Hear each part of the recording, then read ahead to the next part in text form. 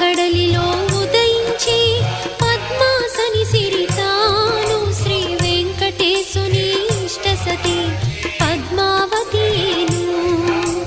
దయారసమూర్తి ఆయమ్మ ధన్యులు భువిజనులు, ఎవరిపైన తన దృష్టుండో శ్రీమంతులౌను వారు.